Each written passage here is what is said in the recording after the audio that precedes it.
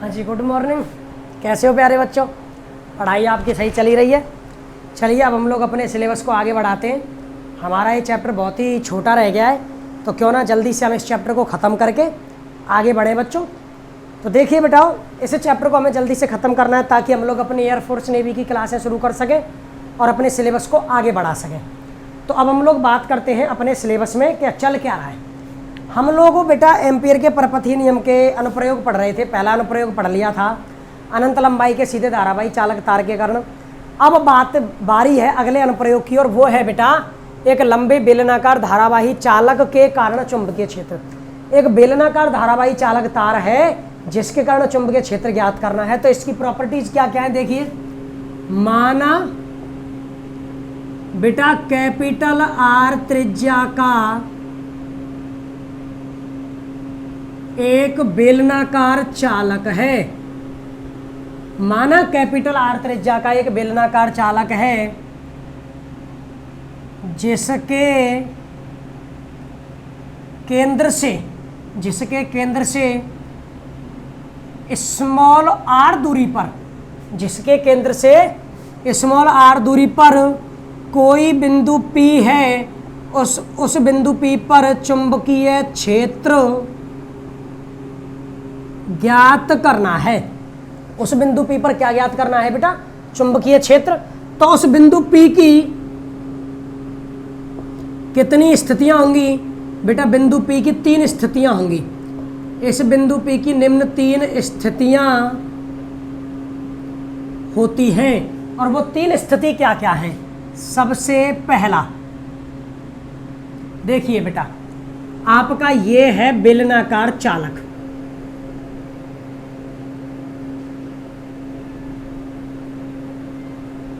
ठीक है बेटा, और इस बेलनाकार चालक से होकर कुल मिलाकर आई धारा प्रवाहित हो रही है।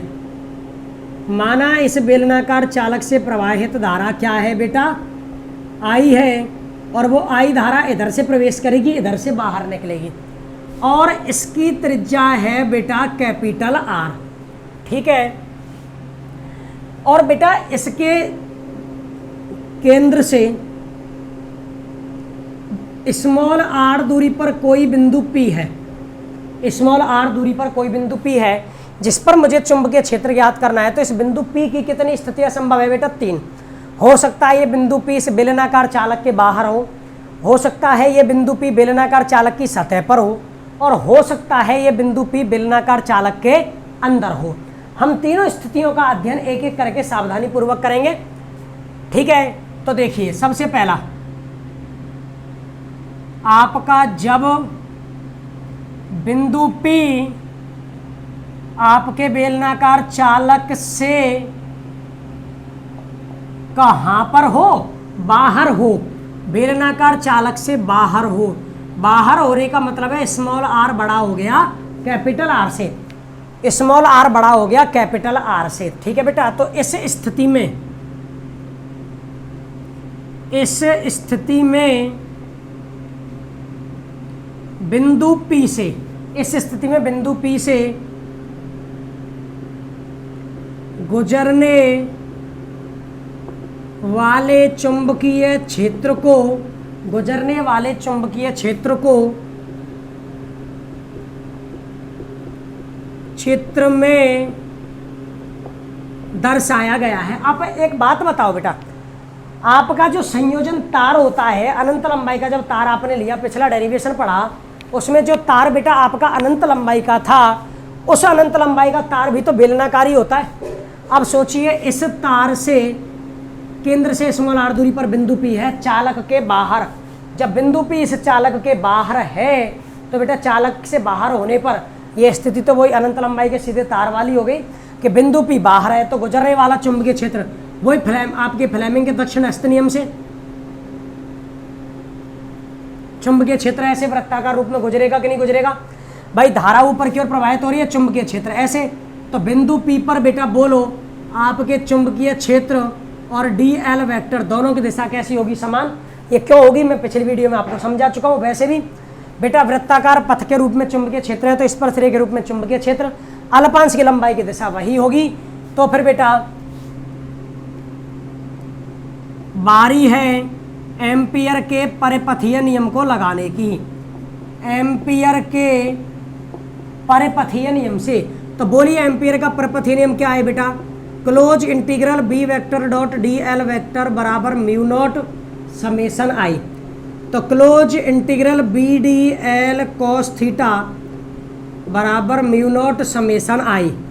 बोलिए यहाँ पर थीटा कितने डिग्री है बेटा? 0 डिग्री, क्योंकि चुंबकीय क्षेत्र और लंबाई अल्पांश दोनों एक ही दिशा में है, तो थीटा 0। और बेटा कुल धाराएं कितनी प्रवाहित हो रही हैं चालक से होते हुए? आई। वाह, समेसन आई का मान क्या होगा बेटा? आई। तो close integral B D L cos 0 बराबर म्यू नॉट समेसन आई का मान आई।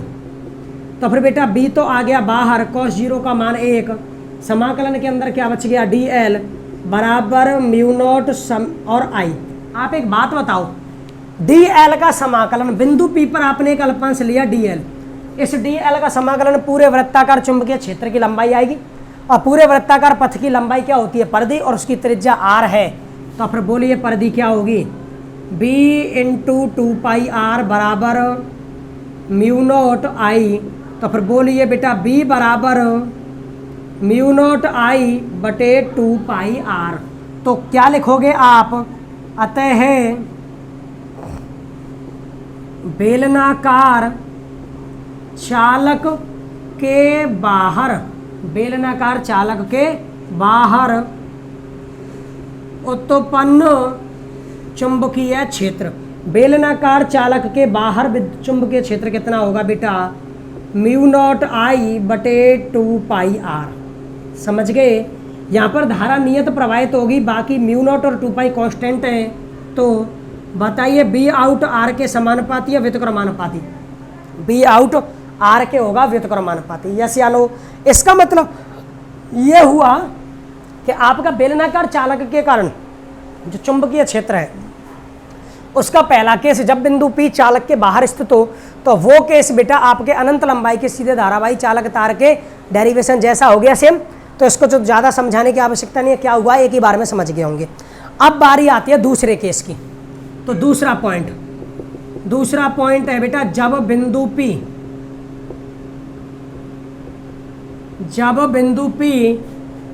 चालक की कहाँ पर स्थित हो बेटा? चालक की सतह पर स्थित हो। जब आपका बिंदु P चालक की सतह पर स्थित होगा तो आप ही बताइए स्मॉल r बराबर क्या हो जाएगा? Capital R। जैसे ही बिंदु P इस चालक की सतह पर आएगा स्मॉल r बराबर क्या हो जाएगा? Capital R। तो बताइए चुंबकीय क्षेत्र क्या होगा बेटा? चुंबकीय क्षेत्र बी आउट की जगह पर अब बी सरफेस बराबर फॉर्मूला म्यू नॉट आई बटे 2 पाई आर है। आर की जगह पर बोलो क्या हो जाएगा? Capital R. तो 2 पाई कैपिटल आर। अब आप बताओ कि क्या आपका बी सरफेस बेलनाकार चालक की सतह पर चुंबकीय क्षेत्र क्या स्मॉल आर पर डिपेंड करता है? नहीं करेगा, क्योंकि उसके फॉर्मूले में ही स्मॉल आर नहीं है। तो बताइए बी सरफेस इज जो स्मॉल आर पर निर्भर नहीं करता, तो फिर बोलिए क्या होगा बेटा? कांस्टेंट। क्या होगा? कांस्टेंट। ये रहे बेलनाकार चालक के कारण चुंबकीय क्षेत्र ज्ञात करने के दो केस, पहला बाहर वाला, दूसरा सतह वाला। बाहर वाला तो वैसा ही है जैसे मैंने पिछला डेरिवेशन कराया कल। सतह वाले में स्मॉल आर बराबर कैपिटल आर लिखना है, तो आप इसको फटाफट से लिखिए ताकि मुझे तीसरा केस बहुत ढंग से समझाना है। तीसरे केस को ढंग से समझेंगे तो तब तक के लिए फटाफट इसको लिखिए। चलिए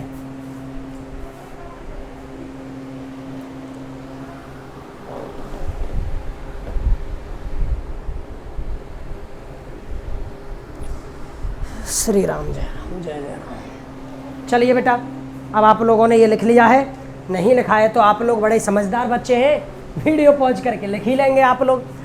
तो अब बात करते हैं बेटा तीसरे केस की।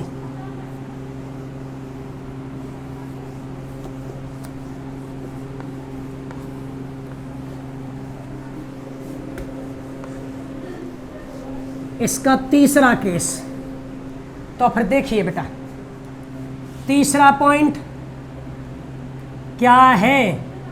तीसरा पॉइंट है बेटा जब बिंदु आपके बेलनाकार चालक के अंदर स्थित हो। आपको बिंदु लेना है बेलनाकार चालक के अंदर, यानी स्मॉल आर छोटा होना चाहिए कैपिटल आर से। डायग्राम बना रहा हूं, आराम से देखना बेटा। ये है आपका बेलनाकार चालक।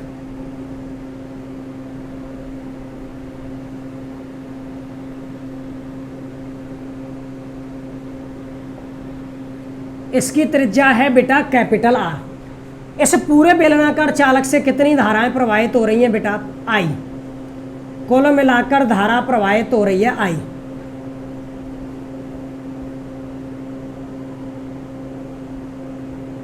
अब कुल मिलाकर आई धारा प्रवाहित हो रही है। आपको बिंदु लेना है इसके अंदर, बिंदु P इसके अंदर स्मॉल आर दूरी पर। तो बेटा नॉर्मल सी बात है, चुंबकीय क्षेत्र तो वैसे ही उत्पन्न होगा वृत्ताकार रूप में, ठीक है। और बिंदु P पर जो आपके B और DL की दिशा है बेटा वो भी समान ऐसी ही होगी औरों की तरह, ठीक है। लेकिन प्रॉब्लम ये है कि आप लोगों के इतने अनुप्रस्थ काट क्षेत्रफल जिसकी त्रिज्या कैपिटल आर है उससे धारा प्रवाहित हो रही है आई। तो क्या इस छोटे से क्षेत्रफल से भी आई धारा प्रवाहित होगी, या आई से ज़्यादा होगी, या आई से कम होगी? इस इतने बड़े क्षेत्रफल से धारा प्रवाहित हो रही है आई, तो ये से इतने क्षेत्रफल से कितनी धारा प्रवाहित होगी? तो बेटा आई तो नहीं हो सकती, आई से कम होगी, और आई से कम होगी तो मान लिया वो धारा, क्या मान ली बेटा मैंने? I dash. वो धारा क्या है? I dash. वो धारा प्रवाहित हो रही है बेटा आई डैश। इतना तो निश्चित है कि इस छोटे से क्षेत्रफल से आपकी धारा आई तो प्रवाहित तो हो नहीं सकती। तो कितनी धारा प्रवाहित होगी बेटा? मैंने मान ली आई डैश। कितनी धारा प्रवाहित हो रही है? I dash. तो देखिए बेटा, इस अवस्था में बिंदु P से चित्रानुसार, बिंदु P से चित्रानुसार चुंबकीय क्षेत्र गुजरता है। और कैसा गुजरता है? वृत्ताकार। वह इस लूप से, कौन से लूप से? इस वृत्ताकार वाले लूप से, वृत्ताकार पथ वाले, वृत्ताकार चुंबकीय क्षेत्र वाले लूप से प्रवाहित धारा आई डैश है। माना वो धारा क्या है बेटा? आई डैश है। तो अब आपको लगाना है एम्पियर का परिपथीय नियम। तो एम्पियर के परिपथीय नियम से एम्पियर का परिपथीय नियम बेटा, क्लोज इंटीग्रल डायरेक्ट लिख लेता हूं, BDL cos थीटा बराबर म्यू नॉट समेसन आई। बताओ यहाँ पर बेटा थीटा कितने डिग्री है? 0 डिग्री। और यहाँ पर समेसन आई है या आई डैश है? यहाँ पर समेसन आई। इस लूप से गुजरने वाली कुल धारा क्या है बेटा? I dash. इस लूप से गुजरने वाली कुल धारा है आई डैश। तो क्लोज इंटीग्रल BDL cos 0 बराबर mu not I dash, mu not I dash. तो देखिए बेटा B तो आ गया बाहर, क्लोज इंटीग्रल DL बराबर म्यू नॉट आई डैश। आपको फिर से पता है कि DL का समाकलन क्या हो सकता है? DL का समाकलन इसका क्षेत्रफल हो सकता है, त्रिज्या R है। तो फिर बोलिए 2 पाई R बराबर म्यू नॉट और आई डैश, म्यू नॉट और आई डैश। DL का समाकलन 2 पाई R। समीकरण नंबर 1, मुझे इस एक में आई डैश का मान लिखना है, मुझे आई नहीं चाहिए। तो देखिए बेटा, आप लोगों को देखते ही समझ में आ जाएगा चित्र से। पाई कैपिटल R स्क्वायर क्षेत्रफल से प्रवाहित धारा। आप एक बात बताओ बेटा, ये पूरा का पूरा क्षेत्रफल होगा, त्रिज्या कैपिटल R है तो pi capital R square. Pi capital R square क्षेत्रफल से कितनी धारा प्रवाहित हो रही है? आई। कितनी? आई। तो एकांक क्षेत्रफल से, एकांक क्षेत्रफल से प्रवाहित धारा। तो बेटा जब पाई R स्क्वायर से एकांक ला रहे हैं तो आई में पाई कैपिटल R स्क्वायर का क्या लग जाएगा? भाग। सोचो पाई कैपिटल R स्क्वायर क्षेत्रफल से धारा है आई, तो एकांक क्षेत्रफल से आई बटे पाई R स्क्वायर। मुझे किसका निकालना है, मुझे निकालना है आई डैश का मान। किसका, आई डैश का। और ये जो आई डैश है बेटा वो किस क्षेत्रफल से गुजर रही है, इस वाले क्षेत्रफल से। त्रिज्या स्मॉल आर है तो क्षेत्रफल होगा pi small R square, pi small R square. तो पाई स्मॉल आर स्क्वायर क्षेत्रफल से प्रवाहित धारा आई बटे pi capital R square into pi small R square. Pi से पाई कट गया और पाई स्मॉल आर स्क्वायर क्षेत्रफल, यानी बेटा ये वाला जो क्षेत्रफल है इससे प्रवाहित धारा को मैंने डिनोट किया आई डैश से। तो आई डैश बराबर आई आर स्क्वायर बटे कैपिटल आर स्क्वायर। ठीक है बेटा, ये आई डैश का मान निकला। तो आई डैश का मान समीकरण 1 में रखने पर, तो देखो बेटा b into two pi R, b into two pi R और बेटा म्यू नॉट। आई डैश का मान क्या है, आई स्मॉल आर स्क्वायर बटे capital R square, I small R square बटे कैपिटल आर स्क्वायर। बेटा एक आर से एक आर कट गया, तो फिर बताइए b बराबर 2 पाई चला जाएगा नीचे, म्यू नॉट बटे 2 पाई, म्यू नॉट बटे 2 पाई। ऊपर एक आर बच गया स्मॉल, नीचे capital R square, small R बटे कैपिटल आर स्क्वायर। तो म्यू नॉट, अरे बेटा आई और है, आई और है, आई आर देखो म्यू नॉट बटे 2 पाई और बेटा यहाँ पर आई एक स्मॉल आर और नीचे कैपिटल आर स्क्वायर। तो म्यू नॉट आई बटे 2 पाई आर स्क्वायर इंटू में स्मॉल आर, इंटू में स्मॉल आर। तो आपके बेलनाकार चालक के अंदर चुंबकीय क्षेत्र, बेलनाकार चालक के अंदर चुंबकीय क्षेत्र म्यू नॉट आई बटे 2 पाई कैपिटल आर स्क्वायर और इनटू में स्मॉल आर। अब आप एक बात बताओ, क्या बी इन अंदर वाला चुंबकीय क्षेत्र स्मॉल आर पर बेटा डिपेंड कर रहा है, क्या कर रहा है? ये सब तो कांस्टेंट है, कैपिटल आर कांस्टेंट, चालक की त्रिज्या, धारा कांस्टेंट, 2 पाई म्यू नॉट कांस्टेंट। तो जो बी इन है बेटा वो स्मॉल आर के समानुपाती, बी इन जो है वो स्मॉल आर के समानुपाती। तो देखो बेटा आपको क्या करना है, आज थोड़ा सा हमारी स्वास्थ्य का मामला ऐसा ही है, इसलिए कोशिश तो हमने की है कि आपको कोई दिक्कत नहीं आए समझने में। फिर भी आप एक बार ऐसा करना, इस वीडियो को 2 बार देख लेना, 2 बार देखने से आप लोगों को और कोई अगर दिक्कत आएगी भी तो वो क्लियर हो जाएगी। यहाँ तक तो कोई दिक्कत नहीं है, बस धारा आई डैश है। आप लोगों ने देखा पाई कैपिटल आर स्क्वायर क्षेत्रफल से धारा आई प्रवाहित हो रही है, ठीक है। तो मुझे निकालनी है इसे क्षेत्रफल से, यानी पाई स्मॉल आर स्क्वायर से। तो एक अंक क्षेत्रफल के लिए पाई कैपिटल आर स्क्वायर का भाग लग गया, पाई स्मॉल आर स्क्वायर क्षेत्रफल के लिए पाई स्मॉल आर स्क्वायर का गुणा हो गया। बेटा यहाँ से आई डैश का मान निकल कर आ गया, इसको यहाँ पर रख दिया, ठीक है। तो फॉर्मूला क्या निकला, म्यू नॉट आई बटे 2 पाई कैपिटल आर स्क्वायर इंटू में स्मॉल आर। और बेटा ये जो अंदर वाला चुंबकीय क्षेत्र है वो स्मॉल आर के समानुपाती। क्लियर है बेटा? तो आप लोग इसको अब नोट करोगे तीसरे केस को।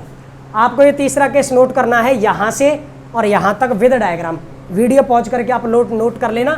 अब मुझे इसका ग्राफ बनाना है केवल, ठीक है बेटा। अब मुझे इसका ग्राफ बनाना है और ग्राफ बनाकर मैं आपको बता देता हूँ। तो देखिए वीडियो को कम से कम 2 बार तो देखना है बेटा हर बच्चे को, ठीक है। अब देखिए बी व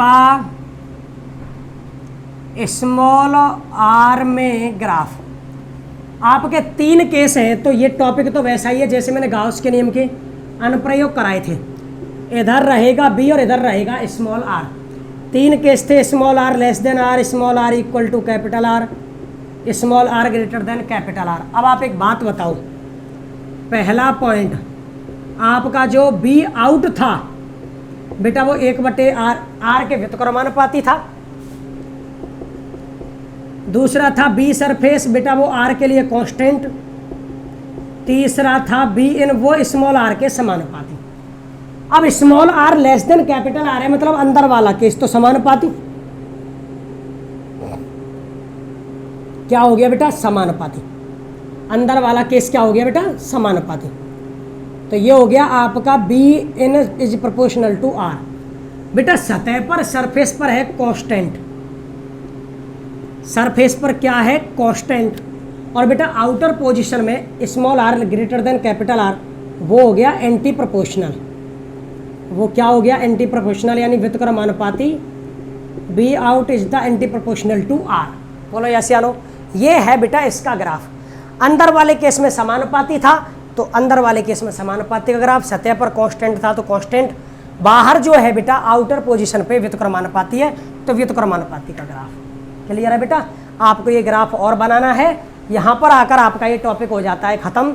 आपके एम्पियर के परपथी नियम का दूसरा अनुप्रयोग आप लोगों के लिए इसमें एक एग्जाम्पल दे रखा है, इस पर आधारित 7.17, इस टॉपिक पर आधारित एक एग्जाम्पल है बेटा 7.17।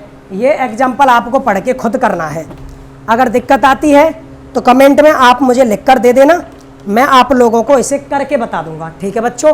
तो तब तक के लिए आप इस टॉपिक को पढ़िए, कम से कम 2 बार वीडियो देखना, क्योंकि आज थोड़ा सा तबीयत ऐसा ही है तो हो सकता है मैं उस बेटर तरीके से एक्सप्लेन नहीं कर पाया हूँ जितने तरीके से मैं करता हूँ। तो इस वीडियो को दोबारा देख के टॉपिक को समझिए, ढंग से पढ़िए, और बेटा जितना हो सके चैनल को सब्सक्राइब कीजिए, शेयर कीजिए, जितना ज़्यादा हो सके उतना ज़्यादा शेयर कीजिए। ठीक है बच्चों। तो पढ़िए। हमारी तरफ से आज की सभा को हम यहीं पर समाप्त करते हैं। हमारी 2 टॉपिक बचे हुए हैं इस चैप्टर में, 2 टॉपिक 2 वीडियोज में करके हम लोग चैप्टर ख़त्म करेंगे। आराम से पढ़ते हैं, कोई जल्दीबाजी नहीं है। तब तक के लिए जय हिंद, जय भारत।